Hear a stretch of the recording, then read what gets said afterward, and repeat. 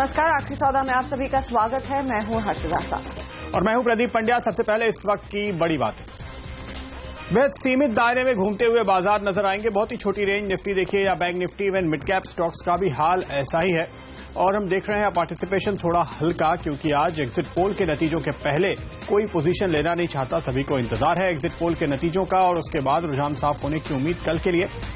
Doctor Reddy's पर आज काफी मार पड़ी है और इंडेक्स पर जो दबाव बना है उसमें डॉक्टर रेड्डीज और दूसरी फार्मा कंपनियों का बड़ा हाथ है, क्योंकि रेड्डीज का एक असर सभी स्टॉक्स पे देखने को मिला है, पूरे सेक्टर पे देखने को मिला है। इसके अलावा आईटी, टेलीकॉम और क्रूड और कमोडिटीज में कमजोरी के चलते मेटल, ये कुछ और कमजोर सेक्टर्स हैं। खरीदारी आई है ऑटो और चुनिंदा बैंकिंग स्टॉक्स में। 9000 के कॉल पे सबसे ज्यादा पोजीशन बनती हुई नजर आ रही है अब भी, और यहां पर हेजिंग के तौर पे कुछ राइटिंग भी हो रही है ऐसा लगता है। और साथ ही साथ कुछ ट्रेडर्स रिस्क लेकर 9000 का कॉल लेकर भी जा रहे हैं, इस उम्मीद में कि शायद अगर नतीजे अच्छे आते हैं, एग्जिट पोल के पॉजिटिव रुझान देखने को मिलता है तो फिर तेजी आ जाएगी। इसलिए 9000 का लेवल काफी अहम होगा कल के ट्रेड में, और अगर कल पार नहीं हुआ तो फिर मंगलवार के ट्रेड में इसके ऊपर अगर बाजार निकलता है तो बड़ी शॉर्ट कवरिंग देखे जाने का अंदेशा है। और यही वजह है कि हमने देखा है सेंसेक्स निफ्टी भी एक बहुत ही सीमित दायरे में ट्रेड करते हुए दिखाई दे रहे हैं। हालांकि दिन के लो से अब बाजार में एक अच्छी रिकवरी आई, 8940 के लेवल्स आ चुके हैं। ये इनफैक्ट दिन का हाई पॉइंट आप कह सकते हैं, और 8907 का दिन का लो था। सेंसेक्स में भी देखिए अचानक वो पुल अप आता हुआ 63 अंकों की बढ़त देखने को मिल रही है। बैंक निफ्टी और मिड कैप इंडेक्स में क्या स्थिति है, तो यहां पर भी हल्का सा एक तेजी का मूव आया है। बैंक निफ्टी ने इनफैक्ट बाजार की चाल को संभाला है, 85 पॉइंट का इजाफा इधर देखने को मिला है। लेकिन देख लेते हैं कि कौन से वीकर विकेट्स रहे अब तक बाजार में जहां से दबाव बनता दिखाई दिया है। तो डॉक्टर रेड्डीज की बात प्रदीप ने की, ये 4.5% नीचे। एलेंबिक और बिंदो जैसे काउंटर्स में भी मुनाफा वसूली हावी है। कच्चे तेल के दामों में जो हमने देखा है मूव आया, उससे एक negative impact ONGC, Oil India, Cairn जैसे काउंटर्स में आया। गेल भी आज कमजोर है। कमोडिटी स्टॉक्स वैसे भी कमजोर रहे हैं पिछले 2-3 दिनों में। हिंदुस्तान जिंक 1.5% नीचे, 1% की गिरावट पर JSW, Tata steel, Tata sponge जैसे काउंटर्स भी ट्रेड करते दिखाई दे रहे हैं। वहीं आप नजर डालिए इंडेक्स पर और किन काउंटर्स ने दबाव बनाया, तो विप्रो, आइडिया, अदानी पोर्ट से कुछ लूजर्स हैं आज के ट्रेड के। लेकिन दिग्गजों में मारुति और टाटा मोटर्स की चाल काफी मजबूत होती दिखाई दे रही है और इनकी काफी मदद मिली है लो से हम जो रिकवर हो पाए हैं। एनटीपीसी में एक अच्छा पुल बैक, और एक्सिस बैंक जैसे जो बड़े निजी बैंक हैं इनकी ओर से सहारा मिलता हुआ। एशियन पेंट्स की स्टोरी आज काफी मजबूत, 11 रुपए ऊपर ये काउंटर ट्रेड करता हुआ दिखाई दिया है। और आइए चार्ट्स पे नजर डालते हैं, और इस वक्त आपके सामने ये जो निफ्टी के चार्ट हैं, अगर आप इनको देखें तो ये एग्जिट पोल और चुनाव के नतीजों के ठीक पहले करीब हफ्ते 1.5 हफ्ते का ट्रेड आपको दिखा रहा है, और इसमें तकरीबन 200-225 पॉइंट का करेक्शन निफ्टी में आता हुआ दिखाई दिया है। जाहिर है कि इस बार आपने ये करेक्शन देखा नहीं, तो ये चार्ट कौन सा है? ये चार्ट है 2014 का, जब लोकसभा चुनाव हुए थे, और उस वक्त जब नतीजे फाइनली आने वाले थे उसके पहले आखिरी दौर में ये ट्रेंड था बाजार का। और इस वजह से जब फिर नतीजा आया तो हमने देखा बाजार में किस तरह की तेजी दिखी। 900 से 1000 पॉइंट की तेजी देखने को मिली थी। इस दौरान ये जो करेक्शन आया था, इसकी वजह से अगर आप देखें तो ऑसिलेटर्स भी काफी हद तक नीचे आ गए थे और जगह बन गई थी ऊपर जाने की। अब इसकी तुलना आप इस वक्त जो पोजीशन है बाजार में उससे कीजिए। ये आपके सामने अब इस चुनाव के पहले के हफ्ते 1.5 हफ्ते का चार्ट है, और ये देखिए बार बार ब्रेकआउट की कोशिश कर रहा है। ऑसिलेटर्स काफी हद तक स्ट्रेच्ड है, तो इस बार बाजार बहुत ही पॉजिटिव मूड में है। पोजीशन खास हल्की नहीं हुई है और हैवी है बाजार, इसलिए अगर नतीजा उम्मीद के मुताबिक या और बेहतर भी आए तो ऊपर के लेवल पर एक पहली शुरुआत के बाद गिरावट आने का अंदेशा जरूर बना रहेगा। इस वक्त निफ्टी के चार्ट्स को अगर आप करीब से देखें और यहां पर किन लेवल पर खास तौर पर नजर रखनी चाहिए, तो फिलहाल ये रेंज है नतीजों के पहले की जो आप देख रहे हैं। नीचे की तरफ करीब 8850, ऊपर की तरफ करीबन 8970।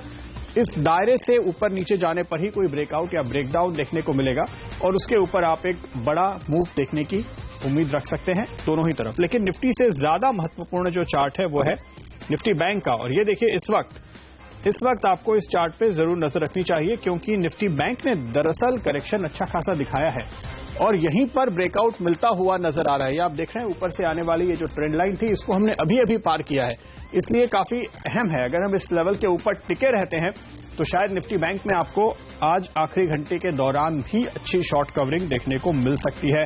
तो निफ्टी बैंक पर नजर रखिए। जो ट्रेड इस वक्त मुझे बनता हुआ दिखाई दे रहा है साफ, वो निफ्टी बैंक में है निफ्टी के मुकाबले। लेकिन अगर आप हमारा फेयर एंड ग्रीड मीटर देखें, जो बाजार का ओवरऑल सेंटिमेंट और चाल बताता है पूरे बाजार का रुख कैसा है, बाजार में पैसे आ रहे हैं या निकल रहे हैं। नेट नेट पैसे आ रहे हैं, भले ही रफ्तार धीमी हो, लेकिन कल के मुकाबले देखिए, कल तो हम 45 पे चले गए थे, तो आज एक अच्छा खासा स्विंग पॉजिटिव साइड में खासतौर पे पिछले कुछ मिनटों के दौरान देखने को मिला है। हर्षदा जी हाँ, और इस बीच बाजार में जो रिकवरी आई है प्रदीप, वो थोड़ी सी होल्ड करती हुई दिखाई दे रही है। 8,934 के लेवल्स पर इस समय निफ्टी ट्रेड करता हुआ दिखाई दे रहा है और बैंक निफ्टी, जैसे हम पहले भी मेंशन कर रहे थे, वहीं से सहारा मिल रहा है।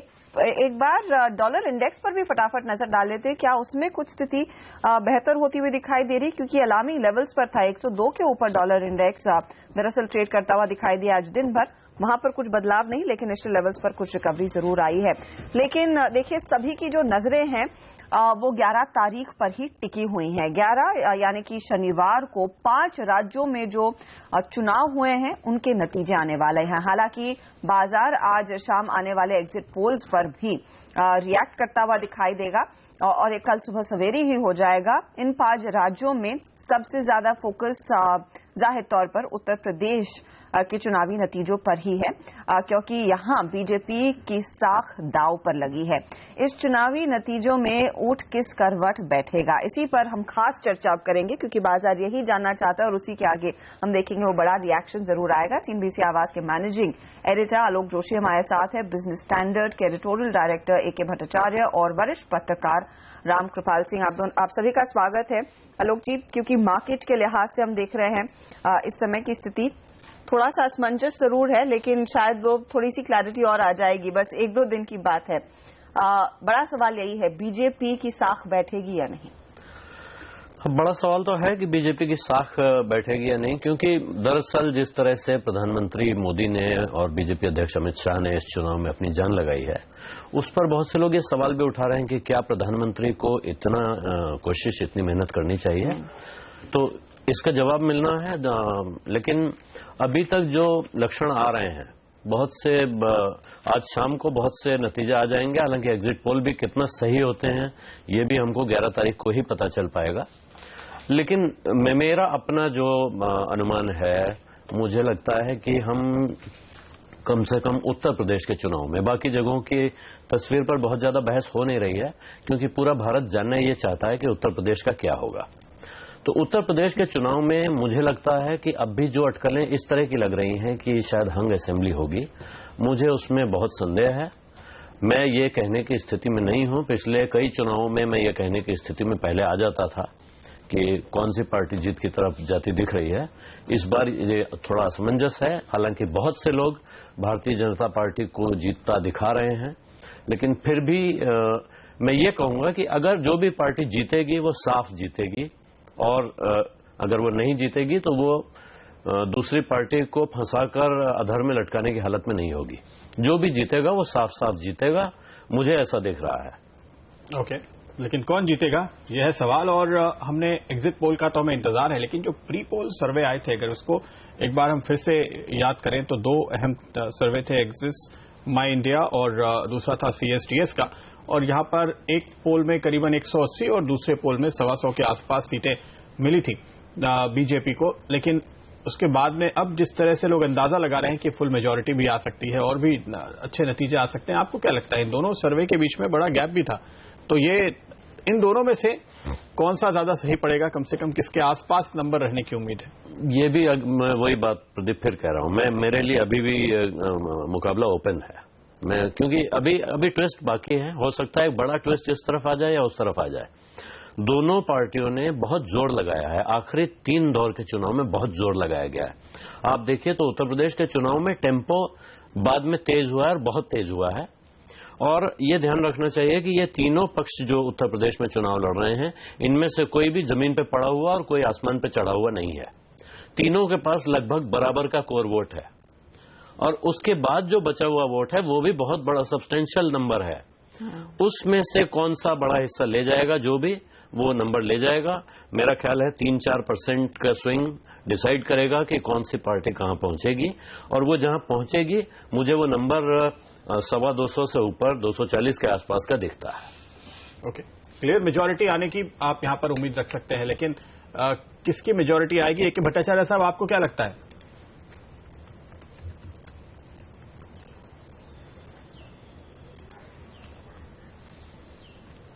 मिस्टर भट्टाचार्य, आप मेरी आवाज सुन सकते हैं?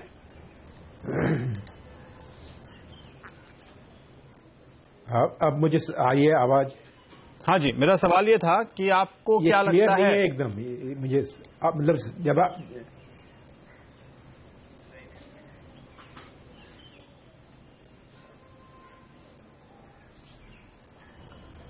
मुझे लगता है थोड़ी दिक्कत नजर आ रही है आवाज जाने में। ए.के. भट्टाचार्य साहब के साथ हम अपने कनेक्शन को दुरुस्त करने की कोशिश करेंगे। रामकृपाल जी, आपकी राय?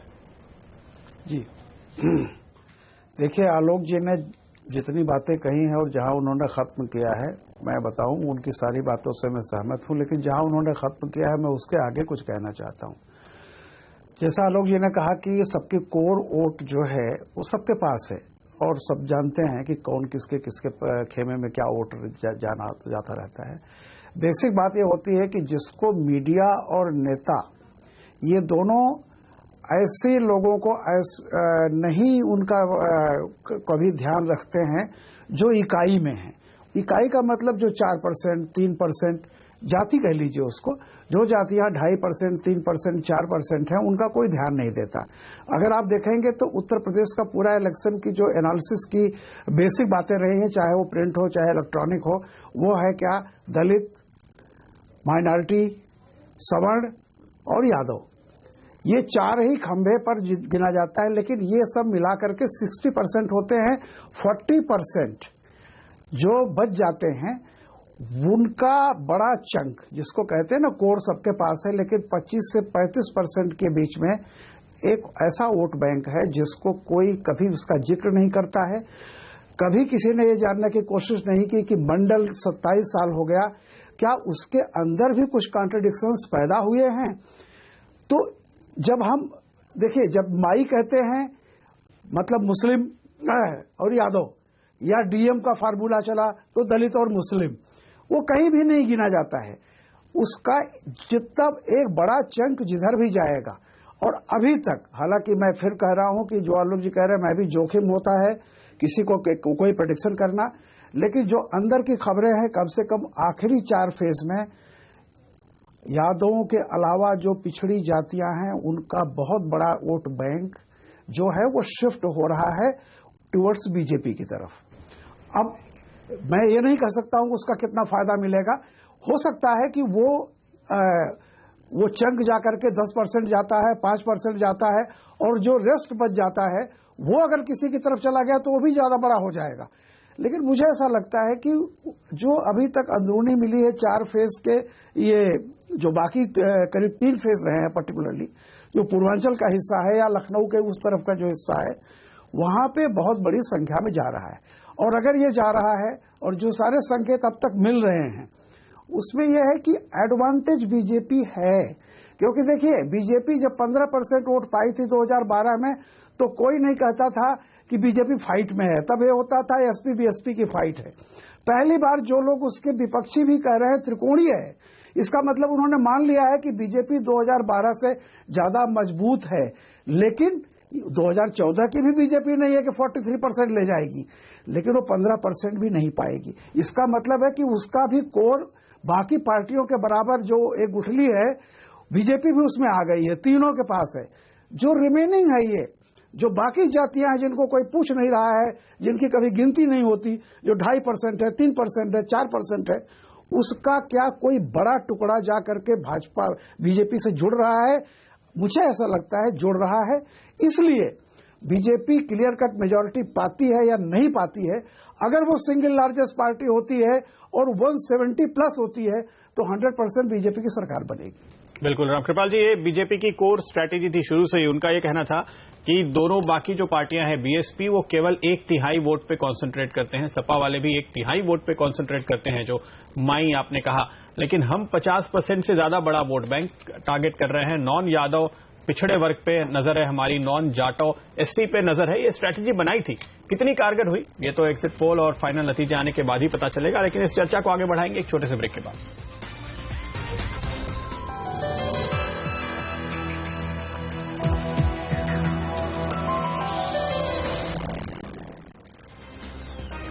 स्वागत है आपका एक बार फिर। और आज देखिए हम बाजार पर फोकस तो करेंगे 3 बजे के बाद, लेकिन अभी हमारी नजर है यूपी के चुनाव पर और पूरे कुल मिलाकर असेंबली इलेक्शंस के नतीजों पे, क्योंकि सारा बाजार वही देख रहा है। किसी भी ट्रेडर से या फंड मैनेजर से भी आप पूछे तो कह रहे हैं कि पहले एग्जिट पोल और नतीजा देख ले, उसके बाद बात करेंगे कि अब आगे क्या करना है।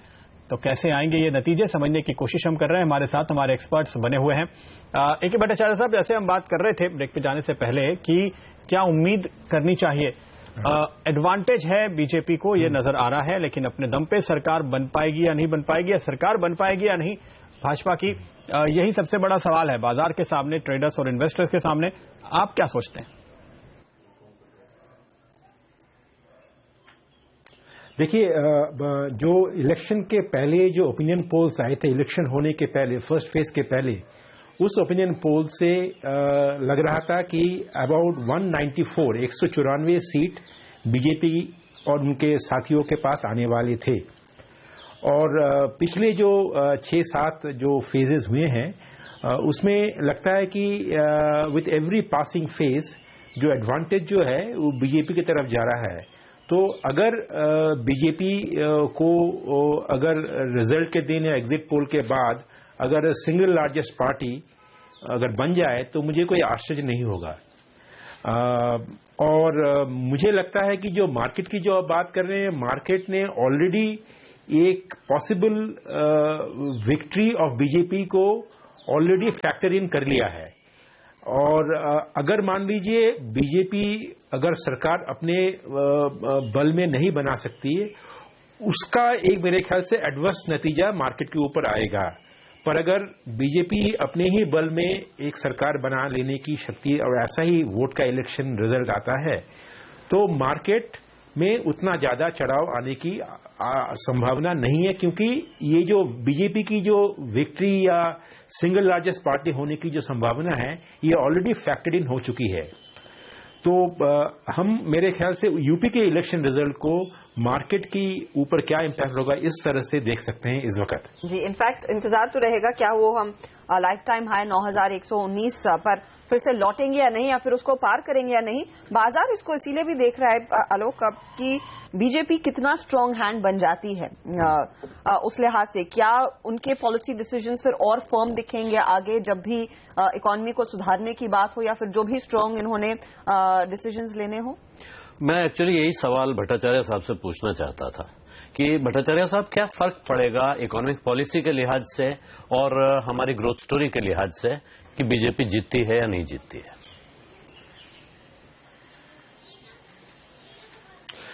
दो चीज क्लियरली साफ हैं कि अगर मान लीजिए बीजेपी अगर अपने ही बल में अगर सरकार बनाने की क्षमता रखते हैं इलेक्शन रिजल्ट के बाद,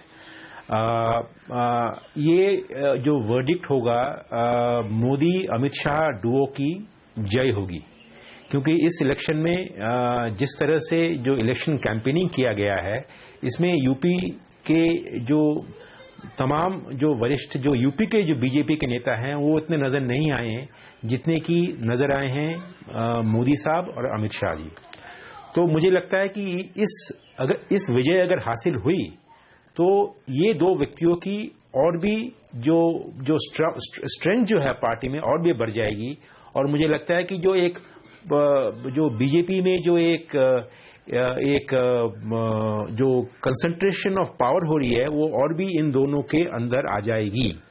और उससे हम ये एस्टिमेट कर सकते हैं कि सरकार और भी कोई वरिष्ठ कोई स्टेप्स या इकोनॉमी के ऊपर ऐसे स्टेप्स ले सकती हैं जो इनके हिसाब से देश को डेवलपमेंट या ग्रोथ की ओर बढ़ा सके।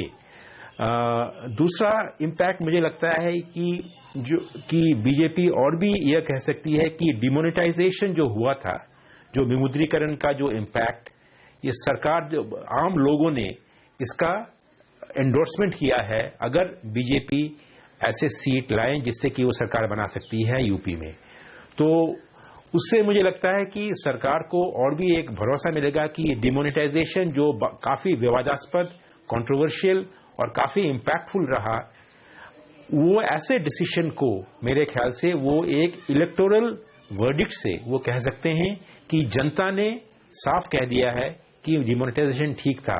तो मुझे लगता है कि ये एक मैसेज बीजेपी के इंटरनल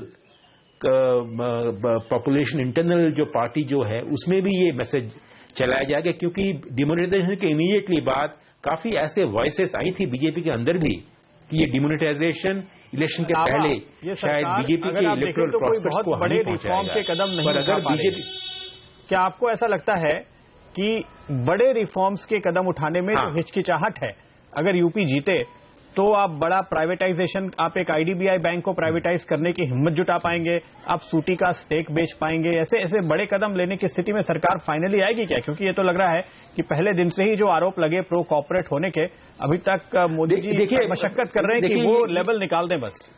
हाँ, आप ये एकदम गलत कंक्लूजन लेंगे अगर ये आप सोचे कि बीजेपी सरकार सेंटर में ऐसे जो आपने जैसे बिग रिफॉर्म्स, ये जो बैड बैंक या प्राइवेटाइजेशन जैसे स्टेप्स लेना बहुत ज्यादा इंटरेस्टेड है। मुझे लगता है कि अगर आप इलेक्शन का कैंपेन भी देखेंगे, वो election campaign was very pro poor. अगर आप देखेंगे, उन्होंने उज्ज्वला स्कीम की काफी प्रमोशन की है, उन्होंने टॉयलेट स्कीम जो यूपी में हुआ है उसका काफी प्रमोशन किया है। मुझे ये नहीं लगता कि अगर बीजेपी सरकार अगर यूपी इलेक्शन के रिजल्ट के बाद और भी सुदृढ़ और स्ट्रांग बन जाए, तो आप ये कह सकते हैं कि जो बैंक्रप्सी कोर्ट चालू कर देंगे, एनपीए बैंक को कम कर देंगे, क्योंकि सरकार ये नहीं चाहती है, इस इलेक्शन के बाद भी ये नहीं चाहेगी कि प्रो बिजनेस हम ये सरकार देखें। तो मुझे लगता है कि सरकार के एक इमेज कॉन्शियस सरकार है, ये सरकार कभी नहीं देखना चाहेगी कि ऑपोजिशन उसे ये कह सके कि ये सूट बूट की सरकार है। तो मुझे लगता है कि इलेक्शन जीतने के बाद भी अगर आप ये आशा करते हैं कि बहुत सारे बिग बैंग रिफॉर्म्स आ जाएंगे, प्राइवेटाइजेशन आ जाएगा, बैंक्रप्सी कोर्ट को इन्फोर्स करके सारे एनपीएस कम कर देंगे, बिग बिजनेस के लोन्स कम कर दिया जाएगा, हेयर कट ले जाएंगे, तो मुझे लगता नहीं है कि ऐसा कोई डिसीजन इससे आएगा, क्योंकि सरकार जो है वो बहुत क्लियर है कि वो एक प्रो पुअर, प्रो डेवलपमेंट। लेकिन अगर ऐसा ही है आलोक, तो फिर सवाल ये होगा कि ये सवाल मैंने इसलिए पूछा क्योंकि इस समय बाजार में सभी लोग यही कह रहे हैं कि 9000 के निफ्टी पे अगर हमें माल लेना है तो कुछ ऐसा सरकार को करना चाहिए जिससे आगे ग्रोथ बढ़ती हुई दिखाई दे। इस समय दो तरह की ग्रोथ रेट है, एक वो ग्रोथ रेट है जो सरकार के आंकड़ों में है और एक वो ग्रोथ रेट है जो जमीन पे है।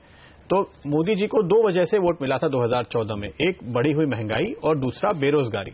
महंगाई का मुद्दा उन्होंने संभाल लिया, बेरोजगारी पे कुछ नहीं कर पाए अब तक, ये मानी हुई बात है।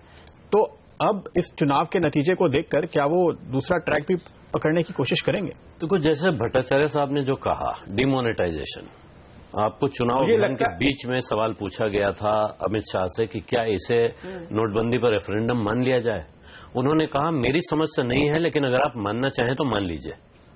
और उत्तर प्रदेश की जमीनी हकीकत यह है कि वहां नोटबंदी के खिलाफ कोई गुस्सा नजर नहीं आ रहा है। ये नतीजा कुछ भी हो, इस चुनाव में बीजेपी जीते या हारे, आप इसे नोटबंदी के खिलाफ रेफरेंडम के तौर पर पेश नहीं कर पाएंगे। और इससे जुड़ा जो बाकी नैरेटिव आप देखिए, इस वक्त प्रधानमंत्री नरेंद्र मोदी खुद हों, उनके मंत्रिमंडल के दूसरे लोग हों, या जैसे भट्टाचार्य साहब ने कहा उज्ज्वला योजना बहुत सक्सेसफुल है, उसको जो समर्थन मिल रहा है, एक तरह से नोटबंदी को गरीब ने अपने पक्ष में लिया गया एक फैसला माना है।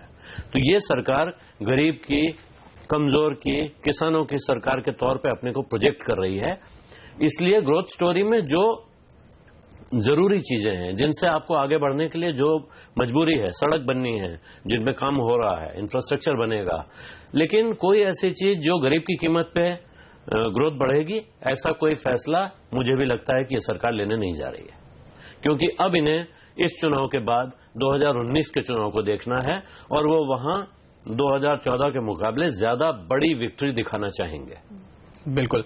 रामकृपाल जी, आपको क्या लगता है, अगर मान लीजिए कि हमारे सारे अनुमान जो है बहुत सही साबित नहीं हुए और जो एक पेसिमिस्टिक सर्वे आया था वो सही साबित हुआ, बीजेपी पिछड़ गई, सरकार नहीं बना पाए, कहीं भी पावर में पार्टिसिपेट नहीं कर पाए, तो क्या एनालिसिस निकलेगा और उसके बाद फिर अब से लेकर 2019 तक क्या लगेगा कि क्या काम हम नहीं कर पाए जो अब करना चाहिए? देखिए, अभी जो भट्टाचार्य साहब और आलोक जी कह रहे थे उस पर मैं एक छोटी सी बात और कहूंगा। हिंदुस्तान में हर पॉलिटिकल लीडरशिप को ये मालूम है कि अगर हमें लंबे समय तक चलना है तो कैपिटलिज्म के तहत, मार्केट इकोनॉमी के तहत भी हमें मुखौटा, वो मुखौटा जो मिसेस गांधी ने 71 में रखा था, समाजवाद, उसको कहीं न कहीं उसको अपनाना एक मजबूरी है। देखिए, मोदी जी भी अगर आप देखें तो जो अभी आलोक जी कह रहे थे नोटबंदी वाला, मैं एक बात बता दूं, कारपोरेट इसको नहीं बताएगा, कारपोरेट कभी नहीं बताता है कि वोट पाने के मतलब लिए क्या क्या करना चाहिए, वो अपने हिसाब से चलता है।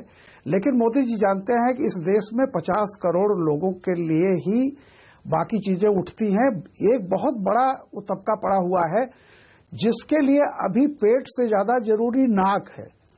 एक बात समझ लीजिए आप, तकलीफ उस आदमी गरीब को भी हुई है नोटबंदी से, ऐसा नहीं है, लेकिन ये परसेप्शन, जैसा श्रीमती गांधी ने 3 ही वाक्य कहे थे, गरीबी हटाओ, प्री पर्स की समाप्ति और बैंकों का राष्ट्रीयकरण, तीनों से मिला क्या वो अलग का विषय है, लेकिन उनको भरोसा हो गया गरीब पीड़ित उस तबके का कि ये महिला जो है कुछ सोचती है हमारे लिए और अपनी साख को दांव पर लगा करके चल रही है। जब इंडिकेट सिंडिकेट बना, मोदी जी ने जो भी डिमोनेटाइजेशन के साथ, इस निर्णय के साथ किया, एक परसेप्शन गया कि ये आदमी है जो यहाँ के अमीर तबके पर और ऐसे लोगों पर जो गलत ढंग से पैसा कमाते हैं, यानी जो सफेद पोश लोग हैं, उनका कॉलर पकड़ सकता है। और इसने ये फैसला लेते हुए अपनी कुर्सी दांव पर लगा दी है। अब आप देखिए, कहीं न कहीं से आप कितने भी हो आधुनिक बाजार में मतलब आज की मार्केट इकोनॉमी में भी आपको ये लेके चलना चाहिए कि आपको ऐसा लगना चाहिए नेता को कि वो उसका जो है लक्ष्य जो है वही जो गांधी जी कहते थे, अनटू दिस लास्ट मैन। और इसलिए मोदी जी क्या बहुत सारे ऐसे फैसले हो गए, जब मार्केट को अच्छा नहीं लगेगा, आएगा मार्केट जिसको कहेगा कि ये तो वही हुआ, ये तो बिल्कुल पीछे जाने वाली बात है, लेकिन कोई भी लीडरशिप है उसके लिए मजबूरी है कि पूंजीवाद में समाजवाद का छौंका देता चले, अगर उसको लंबे समय तक जाना है। मोदी जी वही करेंगे। कई अच्छी चीजें भी होगी, मोदी जी भी जानते हैं मार्केट में क्या है और क्या चीजें अच्छी होनी चाहिए, मॉडर्न थिंकिंग है, लेकिन उस आखिरी आदमी को नहीं भूलेंगे जो गांव में खड़ा है, जिसके पास जमीन नहीं है, जो लैंडलेस पीजेंट्री है, जिसके पास तकलीफें ही तकलीफें हैं, रोजगार नहीं है, और अगर उसके लिए कुछ करने में बाजार को बुरा लगता है तो लगे। बिल्कुल, वोट बैंक तो बॉटम ऑफ द पिरामिड पे ही होता है और वहां पे फोकस जरूर सरकार का लगातार बना रहेगा, लेकिन बाजार फिलहाल तो ये चाहता है कि ये सरकार वापस मजबूत हो। ये सरकार अगर यूपी में बनती है या ज्यादातर राज्यों में बीजेपी की सरकार बनती है तो वही बाजार को पसंद आएगा और बाजार उसी के ऊपर एक पॉजिटिव रिएक्शन देगा। अगर सरकार नहीं बनी तो बाजार कमजोर होगा और यहां से हम गिरावट आते हुए देखेंगे इमीडिएटली, ऐसा अंदेशा है। एग्जिट पोल हमें मिलेंगे आज अब से करीबन 3 घंटे के बाद, 2.5 घंटे के बाद, बल्कि अब तो वो सिलसिला शुरू होगा, लेकिन बाजार में आखिरी आधे घंटे का ट्रेड बाकी बचा है। आप सभी लोगों से यहां हम लेंगे इजाजत। शुक्रिया इस चर्चा में जुड़ने के लिए, लेकिन लौटेंगे बाजार की तरफ और अगर हम देखें तो पॉजिटिव जोन में हल्की बढ़त के साथ बाजार टिका हुआ है। कोई खास बड़ा मूव देखने को नहीं मिल रहा है क्योंकि असमंजस की स्थिति है। सब लोग यही सोच रहे हैं कि एग्जिट पोल में क्या आएगा, उसके बाद फैसला लेंगे।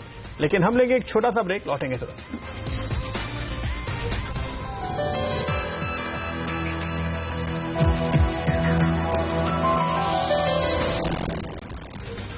बाजार में 8,940 के स्तर निफ्टी दिखा रहा है। ऐसे में आपकी क्या पोजीशन होनी चाहिए, खासकर जब बैंक निफ्टी अब 90 पॉइंट ऊपर आ गया है। हम आपको बता रहे हैं निफ्टी पर जानकारों की राय। कुणाल सरावगी कह रहे हैं निफ्टी में तेजी ही करें, टारगेट 9000 का अगले 2 दिनों में ये अचीव होगा लेवल, और 8910 पर रखिएगा स्टॉप लॉस। विवेक गुप्ता 24 कैरेट फाइनेंशियल के बाई कॉल दे रहे हैं निफ्टी पे 8935 के ऊपर खरीदे। ओके, तो अब तो हो गया, आप खरीद सकते हैं। Stop loss 8880, target 8995। 2 दिनों के लिए है ये कॉल। श्रीकांत चौहान हमारे साथ जुड़ चुके हैं। श्रीकांत, आपकी निफ्टी कॉल?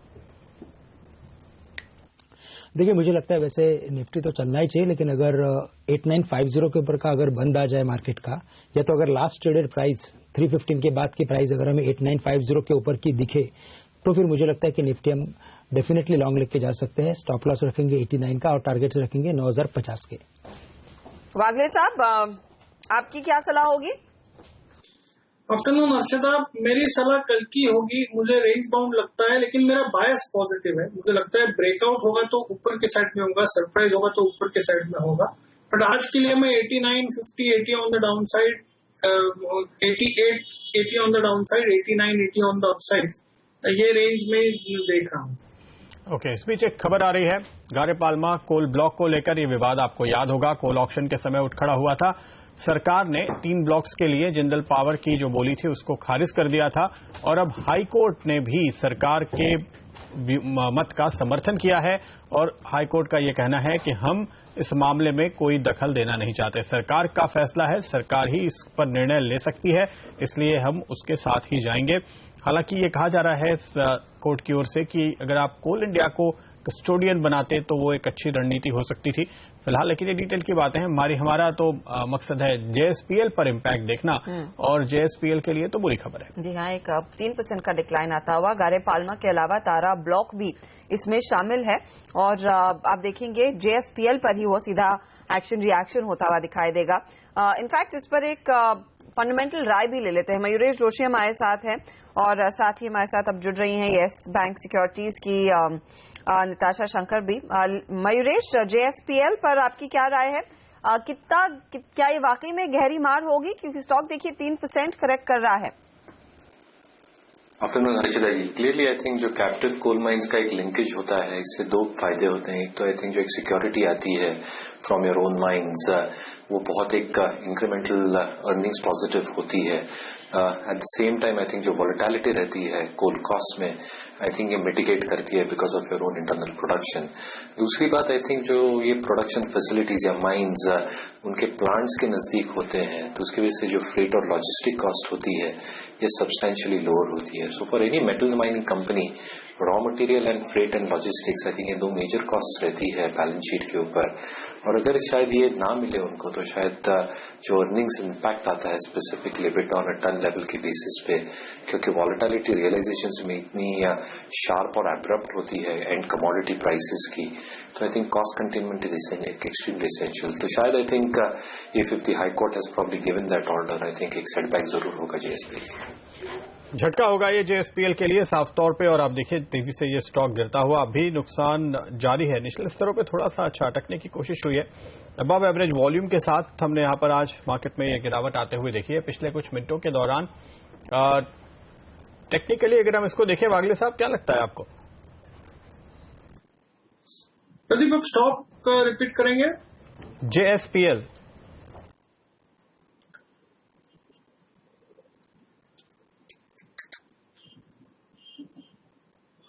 थोड़ा सा हल्का सा मुझे ऊपर में सेलिंग दिखाई दे रहा है। 120 अगर होल्ड नहीं करता है तो ये स्टॉक शायद 110 तक भी जा सकता है।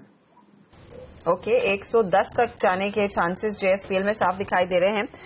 कुछ और काउंटर्स जिनमें हमने देखा एक टर्न अराउंड ऑफ सॉर्ट्स आता हुआ दिखाई दिया। बैंक्स में नजर रखिए। स्टेट बैंक ऑफ इंडिया ये टॉप ट्रेड्स में अब शामिल हो चुका है। 273 के लेवल्स आते हुए 1% का उछाल इसमें। येस बैंक पहले से सपोर्ट कर रहा था, ये 1% अभी भी ऊपर है। साथ ही साथ दूसरे बैंक्स में भी हमने देखा नेशनल लेवल से खरीदारी हुई है, चाहे वो कोटक महिंद्रा बैंक हो, एचडीएफसी बैंक हो, बैंक ऑफ बड़ौदा जैसे काउंटर्स हो। इस पर बताइए बैंक निफ्टी में आपको क्या दिख रहा है श्रीकांत, और फिर एक फंडामेंटल कॉल में नताशा से भी लूंगी। क्या एक टर्न अराउंड ऑफ सॉर्ट्स आता दिखाई दे रहा है? क्या बैंक निफ्टी तेजी की तरफ इशारा करने लगा है? और मुझे लगता है कि बैंक निफ्टी जो है वो एक रेंज बाउंड एक्टिविटी में है और इसके जो ओवरऑल फॉर्मेशंस है वो हमें लगता है कि शायद ये 20,900 के आसपास जाके वापस एक बार रुक सकता है। लेकिन अगर इसमें अगर तेजी करनी हो तो मुझे लगता है जो इसके प्रीवियस हाइज थे 21,050 के, अगर वो क्रॉस करे तो फिर यहां से हमें 500 से 600 पॉइंट का एक अपटिक दिख सकता है। तब तक मुझे लगता है कि रेंज बाउंड रहेगा, बट करंट लेवल से जो फॉर्मेशन है उसके बेसिस पे मुझे लग रहा है कि अपर बाउंड्री की तरफ जा सकता है, विच इज अराउंड 20,900। तो करंट लेवल से भी हम बैंक निफ्टी लॉन्ग करके जाने की सलाह देंगे। स्टॉप लॉस रखेंगे कुछ 20,600 के करीब, जो आज के लोवेस्ट लेवल्स है। ओके, तो ये ब्रेकआउट का इंतजार है निफ्टी और बैंक निफ्टी दोनों को ही। नताशा, ये बताइए कि एग्जिट पोल में ऐसा क्या आना चाहिए जिसके बाद आप फाइनली वो ब्रेकआउट देखेंगे, निफ्टी 9,000 के ऊपर और बैंक निफ्टी 21,000 के ऊपर निकल जाएगा? देखिए, अभी तक जो एक्सपेक्टेशन है वो यही है कि जो रूलिंग पार्टी है उसी के जीतने के चांसेस हैं, that is BJP should come in. लेकिन अगर किसी तरह का नेगेटिव न्यूज भी आता है तो it will just lead to a knee jerk reaction, क्योंकि अगर आप सारे फंड फ्लोज देखिए, चाहे वो डीआईआईज हो, चाहे वो एफआईआईज हो, चाहे वो इंश्योरेंस की तरफ से फ्लोज हो, they have been very positive. So despite the fact कि अगर आपको वैल्यूएशन के पर्सपेक्टिव से मार्केट जो है वो इंडेक्स जो है वो एक्सपेंसिव लगता है, थोड़ा सा वैल्यूएशन स्ट्रेच लगते हैं, लेकिन the flows are coming in quite steadily. तो स्टॉक स्पेसिफिक मूवमेंट जो है वो अभी भी बरकरार रहना चाहिए, ऐसा ही हमारा मानना है। तो लेकिन आप ये कह रहे हैं कि कोई भी नतीजा आए उससे बाजार की तेजी पे ब्रेक नहीं लगेगा? नीजर्क रिएक्शन तो आएगा, लेकिन अगर आप 2-3 महीने के हिसाब से देखें तो वो भी न्यूट्रलाइज हो जाएगा। रिएक्शन अगर आता है तो शुड गो अप। कितना गहरा आ सकता है? तो डिपेंड करता है कि कितना हो, लेकिन अगर रिएक्शन आता है आपका 1-1.5% का तो that actually gives you very good buying opportunity, और जिस तरह से फंड फ्लोज आने चाहिए तो वो इमीडिएटली न्यूट्रलाइज कर। लेकिन अगर मान लीजिए कि आज एग्जिट पोल में ऐसा निकल कर आए कि बीजेपी सिंगल लार्जेस्ट पार्टी है यूपी में और गोवा और उत्तराखंड में सरकार बन रही है, लेकिन यूपी में सरकार बनेगी या नहीं ये समझ में नहीं आ रहा, तो फिर कल मार्केट क्या करेगा? थोड़ा सा करेक्शन आएगा, उसके बाद में वापस बाइंग आ जाएगी। ऐसा कोई देखिए, जितने भी ऐसे नेगेटिव इवेंट्स अभी तक आए हैं, पॉलिटिकल इवेंट्स, उनका मार्केट के ऊपर बहुत दिन तक असर नहीं रहा है। इनफैक्ट ठीक है, मॉर्निंग के टाइम में मार्केट जो है वो नीचे की तरफ खुलता है, लेकिन over the course of the day वो वापस ऊपर आ जाता है। So the thing that is lending support is the valuations are attractive from a long term perspective. और अगर अभी भी आपको स्टॉक स्पेसिफिक मूवमेंट मिल रहा है तो इस तरह का जो न्यूज है ये सारा डिस्काउंट कर देता है मार्केट। और मोस्ट इम्पोर्टेंट चीज तो यही देखने की है कि एग्जिट पोल्स कहां तक सही हैं और एक्चुअली में कौन आता है पावर में। तो final reaction of course Tuesday को ही देखने को मिलेगा, वरना बाजार थोड़ी सी स्किटिश मोड में जरूर था। लेकिन स्टॉक्स देखिए जहां पर हमने देखा है तेजी आई है, हमने बैंक्स की बात की, लेकिन प्रदीप ऑटो कंपनियां यहां पर रफ्तार बढ़ती हुई, मारुति 1.5% ऊपर, टाटा मोटर्स में गेन्स आ रहे हैं, और कल तक आपको याद होगा हीरो मोटोकॉर्प M&M में मुनाफा वसूली हावी थी। इन काउंटर्स में भी अच्छी तेजी अब स्टॉक्स दिखा रहे हैं। मारुति, टाटा मोटर्स में से अगर एक स्टॉक लेना हो, श्रीकांत आप क्या प्रेफर करेंगे पिक करना? इन दोनों में से मुझे लगता है कि मारुति लेके चल सकते हैं, क्योंकि इसमें एक अच्छा एक बेस बिल्डिंग फॉर्मेशन हुआ है तकरीबन 5850 के करीब, और आज की जो रिकवरी है वो क्लियरली इंडिकेट कर रही है कि ये स्टॉक जो है वो शायद 6150 के लिए जा रहा है। वैसे ये भी स्टॉक रेंज बाउंड है, लेकिन ओवरऑल इसके फॉर्मेशन और इसका outperformance is much better than Tata Motors. तो करंट लेवल से मारुति लेके लॉन्ग चल सकते हैं। ओके, तेजी की कॉल है आपकी मारुति पे, लेकिन इसके अलावा अगर आज के कुछ और स्टॉक्स आप देखें तो MTNL में जहां हम काफी मजबूती बनने की उम्मीद कर रहे थे, खबरें भी आ रही हैं कि इस पर जल्दी सरकार कोई फैसला ले सकती है, लेकिन दरअसल आज अच्छी खासी गिरावट देखने को मिली है। नताशा, इस पे आपका क्या व्यू है? BSNL और MTNL के मर्जर की जिस चर्चा पे ये स्टॉक चला और हमेशा चलता है, अगर ऐसा कोई फैसला लिया जाए, खबरों के मुताबिक अप्रैल या मई में लिया जा सकता है, तो ये चलेगा? जब भी ये फैसला आएगा तब ये डेफिनेटली चलना सही चाहिए, लेकिन अगर आप 5-6 साल से देखिए तो ये इस तरह की खबरें काफी आ चुकी हैं। कभी आज तक कभी उसमें कुछ मटेरियल इम्पैक्ट नहीं हुआ है। जब तक कि मर्जर नहीं होता, मोर इम्पोर्टेंटली मर्जर के बाद के क्या फंडामेंटल्स रहेंगे, क्योंकि उनके एम्प्लॉईज कॉस्ट, उनके स्टाफ कॉस्ट को लेकर एक क्वेश्चन रहा है, जिसकी वजह से this merger has not gone through. तो अगर जब तक ये सारी क्लैरिटी नहीं आती है तब तक उसमें कुछ इम्प्रूवमेंट तो नहीं आया है, लेकिन हाँ, अगर ये हो जाता है और ये क्लैरिटी मिल जाती है then the stock would look good. Okay, तो इस स्पेस में ऑफकोर्स एक्शन बना रहेगा। पहले वो टाटा डोकोमो का ट्रिगर था, ऑफकोर्स रिलायंस जियो का ट्रिगर, और अब MTNL BSNL के मर्जर के लिहाज से वो एक्टिविटी बढ़ती हुई।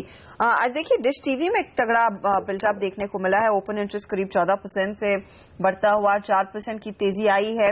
103 रुपए या फिर लगभग 104 रुपए पर ट्रेड कर रहा है ये। बागले साहब बताइए कि आप लेने में मतलब है या फिर काफी भाग चुका है ये शेयर? नहीं, अर्शिता पैटर्न तो पॉजिटिव है। मैं समझता हूँ ये 110, 112 तक जैसे इवेंट होता है और पॉजिटिविटी आ जाती है तो मुझे लगता है ये स्टॉक ऑन द अपसाइड और परफॉर्म करेगा, शायद 115 तक जा सकता है।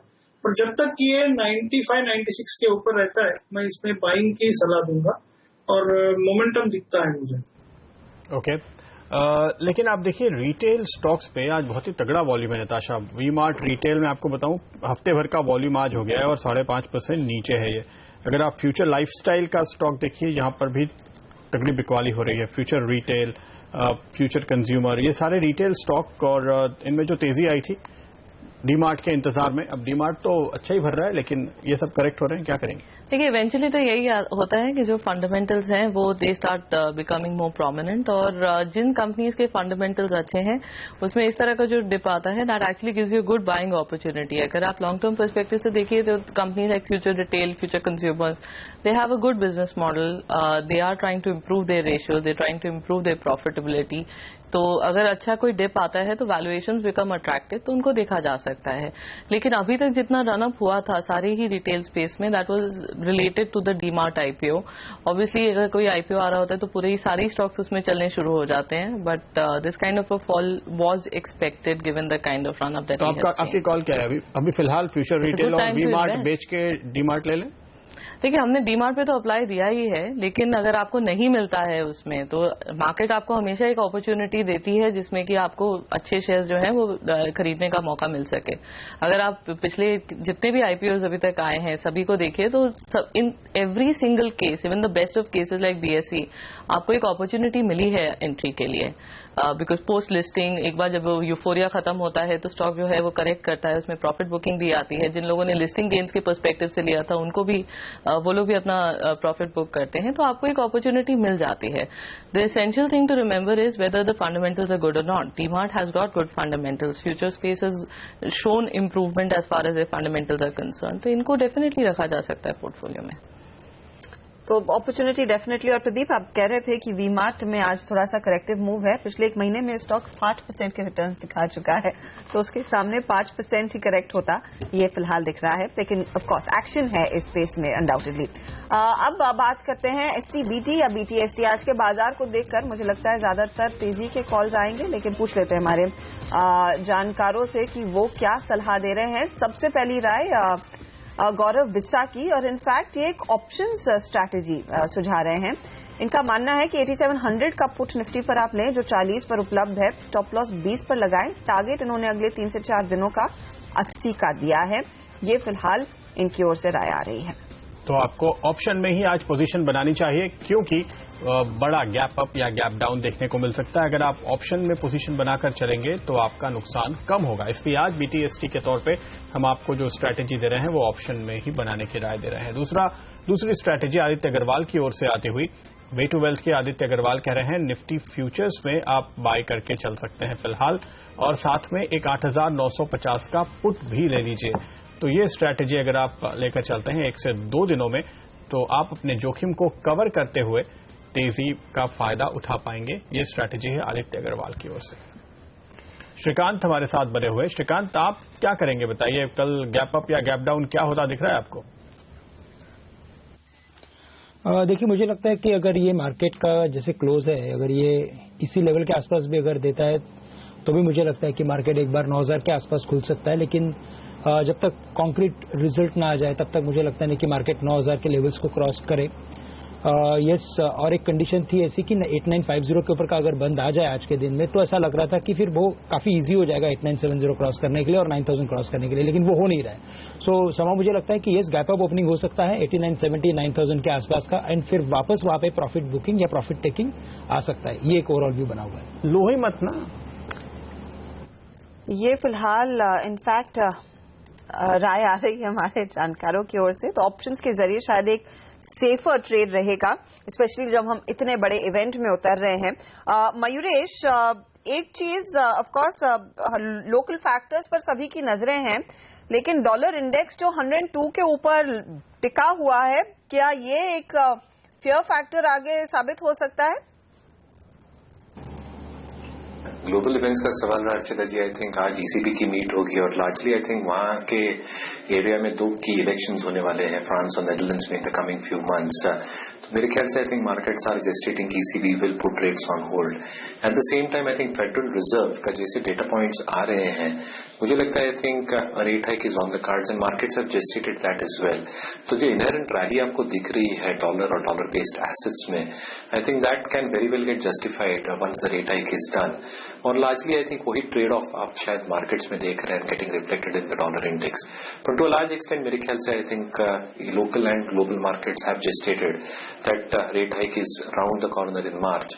और जो 2 रेट हाइक की यानी टेलर ने बात की थी for the better part of this year, if the data points keep on improving, markets probably are also laying down the emphasis कि आई थिंक यूएस मार्केट्स काफी स्ट्रेंथन हो रहे हैं and that also is a very very positive sign for global markets. तो मेरे ख्याल से I think gestated है both on the ECB front as well as the Federal Reserve action. Okay, इस बीच हम देख रहे हैं कि बाजार में थोड़ा बिकवाली का दबाव बढ़ता हुआ नजर आ रहा है। मार्केट ब्रेथ अब कमजोरी की तरफ इशारा कर रही है इस वक्त। हालांकि निफ्टी या सेंसेक्स में कोई बड़ा मूव नहीं आया है, पर मिड कैप इंडेक्स में अब 40 पॉइंट के आसपास का नुकसान। और मार्केट ब्रेथ का ये चार्ट आप देखिए, यहां पर आपको दिखाई देगा कि मुनाफा वसूली हो रही है। जाते जाते लोग पोजीशन थोड़ी और हल्की कर रहे हैं, क्योंकि जितना ही हम अनुमान लगाने की कोशिश करते हैं कंफ्यूजन उतना ही बढ़ जाता है कि क्या होगा चुनावों में। लेकिन एक और जो डेवलपमेंट ग्लोबल मार्केट में हुआ है नताशा, उस पर आपकी राय लेना चाहेंगे। 5% जो क्रूड क्रैश हुआ, अब इसका फायदा कैसे उठाया जा सकता है? क्या ऑयल मार्केटिंग कंपनीज को लेना चाहिए या कुछ और ऐसे सेक्टर्स हैं, कंपनीज हैं जिनको फायदा होगा?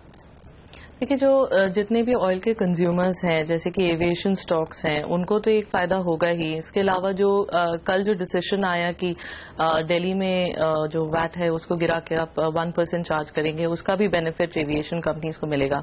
ऑल्दो स्ट्रक्चरली वो एक ऐसा बिजनेस है जिसमें कि वो it's entirely dependent on fuel cost और it's also dependent upon the state of the economy, क्योंकि उसके most of the cost act as a fixed cost rather than a variable cost, but उसका एक benefit उनको मिलेगा ही मिलेगा।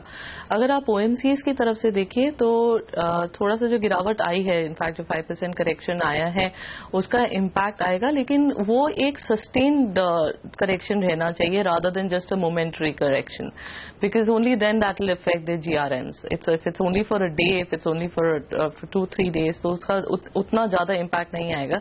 In fact हमने पिछले क्वार्टर में भी देखा था, despite the way the crude prices have moved, the companies were able to maintain their GRMs at a very healthy level. उसके अलावा जो हमारा ओएमसीज में ये डिसीजन है कि एक बड़ा लार्ज एनर्जी कंपनी फॉर्म करी जाएगी, जिसकी वजह से कि कंसोलिडेशन देखा जा सकता है सेक्टर में, उसका भी बेनिफिट मिलना चाहिए। So that is what is helping support those OMCs rather than the crude prices, and as far as aviation stocks are concern, they should see some benefit too. In fact SpiceJet में सबसे ज्यादा action आज बनता हुआ दिखाई दे रहा है, क्योंकि मैनेजमेंट ने कल जो एटीएफ के दाम पहले दिल्ली की सरकार ने काटे और उसके बाद राजस्थान सरकार से भी ये संकेत मिले कि वो भी कट करेंगे एटीएफ के टैक्सेस, स्पेशली रीजनल कनेक्टिविटी वाली फ्लाइट्स को स्पाइस जेट के मैनेजमेंट ने कहा है सबसे ज्यादा बूस्ट इनको लाकर देगा। 81 पर आ चुका है काउंटर। संदीप, यहां से आगे किस तरह के रिटर्न्स बन सकते हैं इसमें? मुझे पूछ रही है स्पाइस जेट पर आपकी क्या राय है? मेरा व्यू बुलिश है स्पाइस जेट पे। अगर आप 2-3 महीने का व्यू ले तो मुझे लगता है ये 110-115 तक का व्यू मुझे बैठता है। पोजिशनल व्यू मेरा बुलिश है और जब तक ये 65 के ऊपर रहता है मैं पॉजिटिव जाऊंगा। ओके, शुगर मिल्स और खासतौर पे यूपी बेस्ड शुगर मिल्स के स्टॉक अगर आप देखें तो उनमें एक तेजी देखी जा रही है। इस वक्त आपकी स्क्रीन पे बलरामपुर चीनी, भवाना शुगर एक के बाद एक सामने आते हुए, और वजह यह है कि प्रधानमंत्री नरेंद्र मोदी ने उत्तर प्रदेश में अपनी जनसभाओं में साफ तौर पे कहा है कि 14 दिनों के अंदर गन्ना किसानों का बकाया उनको दिया जाएगा और इनके लिए राहत के कदम उठाए जाएंगे। अब किसानों पर सरकार की नजर है नताशा, लेकिन उससे इन कंपनियों को क्या और कितना फायदा होगा? देखिए ये पूरा स्पेस एक ऐसा ही है, अगर आप किसी भी फंडामेंटल एनालिस्ट से पूछिए कि उनका कभी भी कोई पॉजिटिव व्यू उसमें नहीं मिलेगा। हाँ, कोई भी न्यूज आती है चाहे वो किसी भी हो तो उसका रिएक्शन ज्यादा देखने को मिलता है। अगर उनका जो भी उनका पेएबल है किसानों को, वो लोग अगर उसको क्लियर कर देते हैं तो उसके बाद में यही एक एक्सपेक्टेशन है कि जो जिस तरह से चीनी का जो सप्लाई और डिमांड में जो थोड़ा सा मिसमैच हो गया है, जिसकी वजह से demand is much higher than supply, that would actually start adding the prices. और शुगर प्राइसेस काफी हद तक इम्प्रूव भी हो चुके हैं। अगर अपने जो भी इनके ये पेबल्स हैं, अगर उसको भी वो थोड़ा अपना सॉर्ट आउट कर दें तो फ्रॉम दैट पर्सपेक्टिव जो एक ओवरहैंग था वो भी खत्म हो जाएगा, जिसकी वजह से स्टॉक शुड डू वेल। अब उनमें कितने दिनों तक ये चल सकता है, that is something which is questionable, because of course it's nothing more than a commodity. लेकिन इन स्टॉक्स में हमने देखा है काफी तेजी बनी भी है पिछले कुछ दिनों में। ऑफकोर्स ये आउट परफॉर्म एक बार फिर कर रहे हैं। इसी घंटे के अगर मूवर्स पर ध्यान दें तो एक और काउंटर रेडार पर है, वो है एनबीसीसी का 1.5% का उछाल, अब 2-2.5% की तेजी कुल मिलाकर स्टॉक में देखने को मिल रही है। श्रीकांत, क्या इसके चार्ट्स आपने हाल फिलहाल देखे हैं? 170 के आसपास आ चुका है ये स्टॉक। बिल्कुल, वैसे ये स्टॉक रेंज बाउंड है, 160-165 के आसपास हमेशा ये रिवर्स कर लेता है अपने ट्रेंड को। और अगर ऊपरी तरफ अगर आप देखें तो 175-180 के आसपास पे इसके रेजिस्टेंस लेवल है। तो करंट लेवल से मुझे लगता है कि ये रेंज बाउंड ही रह सकता है, क्योंकि इसमें काफी बड़ा एक बोनस या स्प्लिट आने के बाद एक जो सेल ऑफ देखा गया था, उसके बाद अभी ये स्टेबलाइज होने की कोशिश कर रहा है। लेकिन मुझे लगता है कि एनबीसीसी छोड़ के अगर आप इंजीनियर्स इंडिया पे फोकस करते हो करंट लेवल से, तो वो मुझे लगता है कि एक प्रॉफिटेबल ट्रेड हो सकता है, क्योंकि ये अपने इंपॉर्टेंट सपोर्ट के आसपास ट्रेड कर रहा है। और मुझे लगता है कि आने वाले कुछ दिनों में ये स्टॉक वापस 155 या 156 के लेवल्स को छूते हुए नजर आएगा। ओके, इस बीच आप देखिए बलरामपुर चीनी में करीब पूरे दिन का जो 50% वॉल्यूम है वो पिछले कुछ मिनटों में ही आया है। तो जो हम उछाल देख रहे थे उसमें बहुत ही जबरदस्त वॉल्यूम का भी सपोर्ट है, ये बात आपको जरूर ध्यान में रखनी चाहिए। इसके अलावा जिंदल स्टील एंड पावर एक स्टॉक है जहां पर हमने काफी बड़े वॉल्यूम देखे हैं और इंटरेस्टिंगली ये स्टॉक संभलता हुआ नजर आ रहा है। हालांकि तेज गिरावट आई, लेकिन निचले स्तरों पे अब काफी बड़े वॉल्यूम के साथ सपोर्ट आ रहा है इसको, और लो से उबरने की कोशिश 117 का लेवल छूने के बाद 118.55, 118.65 के आसपास फिलहाल ये स्टॉक ट्रेड करता हुआ दिखाई दे रहा है। क्या आपको लगता है श्रीकांत कोई अहम इंपॉर्टेंट लेवल है यहाँ पे सपोर्ट मिल सकता है? देखिए, इसमें जो एक बढ़त देखी गई थी वो काफी इंटरेस्टिंग थी, क्योंकि 65 से लेकर ये स्टॉक 120 तक, यानी कि ऑलमोस्ट ये डबल हो गया है in just span of 2 months. तो 2 महीने के अंदर इतना अगर कोई बड़ा स्टॉक अगर इतने बड़े लेवल पे अगर बढ़ता है तो हर एक इंपॉर्टेंट सपोर्ट लेवल्स पे मुझे लगता है कि इसमें बाय करके चलना चाहिए, क्योंकि इसके बाद का एक और एक कम से कम एक पुल बैक रैली या तो रिट्रेसमेंट रैली डेफिनेटली ट्रेडर्स को मिलती है। तो करंट लेवल से मुझे लगता है कि 114 के आसपास काफी अच्छा सपोर्ट है। अभी जैसे वागले सर ने बताया था कि 108-110 के आसपास इसे सपोर्ट है, मुझे लगता है ये भी काफी अच्छा सपोर्ट है। लेकिन येस, पोजिशनल कॉल लेना पड़ेगा, क्योंकि शॉर्ट टर्म में इसमें एक रिट्रेसमेंट देखा गया है, एक पुल बैक देखा गया है। तो ये पुल बैक जहां पे संभले उसके बाद एक रैली देखने को मिलेगी। डेफिनेटली अगर पोजिशनल व्यू हो तो करंट लेवल से भी लॉन्ग करें, 110 के आसपास और ऐड कर सकते हैं। निताशा, इनफैक्ट आप कह रही थी कि जो भी हो इलेक्शन के नतीजे जैसे भी आए आप लार्जली बुलिश रहेंगी इस मार्केट में, लेकिन लीडरशिप कहां से आती दिखाई देगी? जैसे हम पहले भी चर्चा कर रहे थे कि शायद बैंक निफ्टी में वो एक पुल आएगा, वो सर्ज देखने को मिलेगा।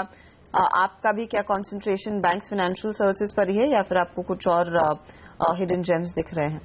या अदर देन जो हेडलाइन बैंकिंग नेम्स हैं, उसके अलावा अगर आप एनबीएफसीज को देखिए तो we think that the next momentum could come in from that side, क्योंकि नवंबर दिसंबर में जिस तरह की गिरावट आई थी सारे ही एनबीएफसी शेयर्स में, the performance has been much better than what was expected.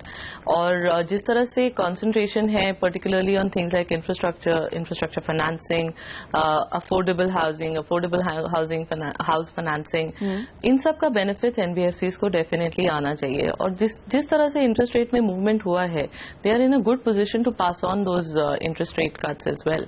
सो इसका बेनिफिट हम लोग को at least we are very bullish on the entire NBFC space as such right now. इस बीच बीईएल जैसे काउंटर्स में फिर से एक्टिविटी बढ़ती हुई प्रदीप, इनफैक्ट कल भी ये रेडार पर आया था, आज फिर देखिए 2% का उछाल इसमें बनता दिखाई दिया है। वागले साहब, ये आपके रेडार पर है राइट? जी बिल्कुल, मुझे स्टॉक अच्छा लग रहा है। मैंने इनफैक्ट ये बीटी एस्टी में कवर किया था, मुझे लगता है ये ब्रेकआउट है और 1580-1590 हमको जल्दी ये देखने चाहिए, शायद 1600 के ऊपर चला जाए। ओके, ये उम्मीद है। हालांकि अब हम बाजार में आज क्लोजिंग की तरफ बढ़ रहे हैं, 3 मिनट का वक्त बाकी है। निफ्टी बैंक में हमने जो एक तेज उछाल देखा था, ऊपर के लेवल से दबाव देखने को मिला है और ये थोड़ा नीचे आता हुआ, तो जो एक डिसाइसिव ब्रेकआउट दिखना चाहिए था वो टिक नहीं पाया। हम अहम लेवल्स के ऊपर गए पर नीचे आ गए। 20,750 के ऊपर टिकते तो शायद हौसला ज्यादा मजबूत होता। मिड कैप में इस बीच गिरने वाले स्टॉक्स की तादाद धीरे धीरे बढ़ती हुई नजर आ रही है और काफी अच्छे वॉल्यूम के साथ काफी सारे स्टॉक्स में जहां आज हमने ट्रेड होते हुए देखा है। आखिरी मिनटों में जो हम थोड़ा दबाव बढ़ते हुए देख रहे हैं, आइडिया सेलुलर, अशोक लेलैंड, ये कुछ स्टॉक्स हैं जहां पर हमने दबाव बढ़ते हुए देखा आज आखिरी मिनटों के दौरान। और वहीं आज के इस मूड में भी अगर आप देखें, जेट एयरवेज पे थोड़ा और नुकसान बढ़ता हुआ नजर आ रहा है इस बीच। और जस्ट डायल तेजी का रुख शुगर स्टॉक्स पे ही मोटे तौर पे बजाज हिंदुस्तान और श्री रेणुका, लेकिन आरकॉम एक इंटरेस्टिंग स्टॉक होगा जहां पर हमने आज कुल मिलाकर 3% की तेजी देखी है और 0.5% का इजाफा आखिरी मिनटों में बनता हुआ। आरकॉम में वॉल्यूम भी काफी अच्छे हैं, करीब 3-3.5 गुना वॉल्यूम के साथ आज ये स्टॉक बढ़ता हुआ नजर आ रहा है। तो हालांकि बहुत ही कम स्टॉक्स हैं जहां पे आज प्राइस वॉल्यूम मूवमेंट अच्छा है हर्षता, लेकिन उनमें से कुछ स्टॉक ये हैं। जी हाँ प्रदीप, साथ ही कुछ और पॉकेट्स, लॉजिस्टिक्स, फुटवेयर कंपनियां, इनमें तेजी बनती दिखाई दी है। लॉजिस्टिक्स में मेरी नजर में गति है, स्नोमन लॉजिस्टिक्स जैसे काउंटर्स हैं, पटेल इंटीग्रेटेड भी मुझे याद है दोपहर में एक अच्छा मूव दिखा रहा था, तो ये फिर से काफी एक्टिव प्ले दिखाई दिया है। साथ ही साथ पेंट कंपनियां, जिस तरह से कच्चे तेल के दाम काफी तेजी से गिरे हैं तो पूरा फायदा इन कंपनियों के हाथ लगता हुआ। बर्जर पेंट्स और कॉसेशन पेंट आज का आउट परफॉर्मर रहा है। पिडिलाइट जैसी कंपनियों में भी हमने देखा है थोड़ी सी खरीदारी बढ़ती हुई साफ दिखाई दी है। तो ये कुछ गेनिंग काउंटर्स है जिनमें अच्छी तेजी बनी है आज। लेकिन आप कुल मिलाकर देखें आज बाजार में जो थोड़ा सा प्रेशर रहा है टाइम एंड अगेन, उसमें टेक्नोलॉजी काउंटर्स कमजोर होते हुए दिखाई दिए हैं। विप्रो ऑफ कोर्स एक 2% नीचे टिकता हुआ। टेक महिंद्रा में हमने देखा 0.5% से ज्यादा की बिकवाली और डॉक्टर रेड्डीज के लिए एक बहुत खराब सत्र, 5% का नुकसान उस यूएसएफडीए की झटके के बाद की 13 आपत्तियां पाई गई हैं एक पर्टिकुलर प्लांट में और ये 2700 के आसपास क्लोज होता हुआ स्टॉक। तो ऐसे भी कई काउंटर्स रहे हैं जहां पर एक्सट्रीम नेगेटिव न्यूज पर बाजार ने रिएक्ट किया है, लेकिन लार्जली बहुत ही फ्लैट समाप्ति मेरे ख्याल में आज निफ्टी की होती हुई दिखाई देगी। और जैसे श्रीकांत कह रहे थे कि 8950 के आसपास अगर क्लोज हो उसके आसार बहुत कम है। बिल्कुल, फ्यूचर मार्केट नेटवर्क, लेकिन ये एक स्टॉक आप देखिए जहां पर हमने जबरदस्त उछाल आते हुए देखी है। जुबिलेंट इंडस्ट्रीज काफी तगड़े वॉल्यूम के साथ आज बढ़ने वाले शेयरों में शामिल रहेगा। शालीमार जैसे कि आपने बताया, ये कुछ एक ऐसे स्टॉक है जो आज काफी तगड़े वॉल्यूम के साथ चले हैं। गुजरात फ्लोरो, कैपिटल फर्स्ट, कुछ और ऐसे ही स्टॉक हैं। आइनॉक्स, विंड में हमने एक अच्छा उछाल आज आते हुए देखा है। तो मिड कैप में काफी सारे ऐसे शेयर हैं, लेकिन आप मार्केट ब्रेथ देखिए तो दिन के सबसे कमजोर लेवल पर शायद हम क्लोजिंग होते हुए देख रहे हैं। यानी बहुत सारे ऐसे मिड कैप और स्मॉल कैप स्टॉक्स हैं जहां पे लोगों ने जाते जाते आखिरी घंटे के दौरान बिकवाली की है। तो कुछ स्टॉक्स हैं जो पसंद आए जहां पे वॉल्यूम के साथ खरीदारी हुई, लेकिन ज्यादातर शेयरों में हमने बिकवाली होते हुए देखी है। फाइनल क्लोजिंग हल्की बढ़त के साथ या बिल्कुल फ्लैट सी दिखाई देगी आपको। सेंसेक्स, निफ्टी और बैंक निफ्टी मिड कैप नुकसान के साथ बंद होते हुए आपको दिखाई देंगे और स्मॉल कैप भी। तो बहुत ही फोकस सेलेक्टिव बाइंग इंटरेस्ट देखने को मिला है। कुल मिलाकर आज के मार्केट में ये साफ तौर पे कहा जा सकता है। हालांकि इवेंट को देखते हुए वागले साहब बहुत ज्यादा एनालिसिस करना इस क्लोजिंग लेवल का शायद सही ना हो, लेकिन अगर आप प्योर टेक्निकली देखें निफ्टी और बैंक निफ्टी की क्लोजिंग को तो क्या लगता है? टेक्निकली अगर बात करें तो मैं अभी भी बुलिश रहूंगा और मुझे अभी भी आशा है कि ये गैप अप ओपनिंग ही होगा। इवेंट है तो कुछ भी हो सकता है, वो बात अगर छोड़े, लेकिन चार्ट्स में ऐसा कोई भी वीकनेस नहीं है। आज भी निफ्टी पॉजिटिव टेरिटरी में या सर्वाइवली पॉजिटिव टेरिटरी में ही बंद हुआ है, तो उस लिहाज से कहीं भी मुझे वीकनेस नहीं दिखाई जैसा भी फील करना पड़ेगा। श्रीकांत, कल के लिए कोई खास लेवल जो आप जहन में रखना चाहेंगे? देखिए, मुझे लगता है कि आज का जो ओवरऑल जो ट्रेडिंग पैटर्न था वो एक ट्रेडिंग रेंज में था। कल के हाई को क्रॉस नहीं किया, कल के लो को ब्रेक नहीं किया था, इंस्पाइट ऑफ सिंगापुर निफ्टी जो 50 पॉइंट डाउन था। तो एक जो लोअर लेवल्स है 8899 आज के, वो काफी इंपॉर्टेंट सपोर्ट लेवल्स है निफ्टी के लिए। और जैसे ओवरऑल फॉर्मेशन बना है, मुझे भी यही लग रहा है कि अपसाइड ब्रेकआउट कर सकता है और 8945 के ऊपर, यानी कि आज के हाई के ऊपर या तो 8950 के ऊपर डेफिनेटली हम एक अपसाइड एक्टिविटी देख सकते हैं। तो 8950 एक लेवल पकड़ के चल सकते हैं हम लोग, कि जिसके ऊपर एक अच्छा एक लॉन्ग फॉर्मेशन मार्केट में दिख सकता है। ओके, वक्त है इजाजत लेने का। फिलहाल श्रीकांत, आपका शुक्रिया, नताशा आपका भी शुक्रिया, और साथ ही वागले साहब और मयूरेश, आप सभी का इस चर्चा में जुड़ने के लिए शुक्रिया। और इसके साथ ही आखिरी सौदा में फिलहाल हमें लीजिए इजाजत। लेकिन बाजार का पूरा रिकैप आपके लिए लेकर आएंगे जरूर इस छोटे से ब्रेक के बाद मार्केट टॉप 20 में। तो बने रहिए CNBC आवाज के साथ।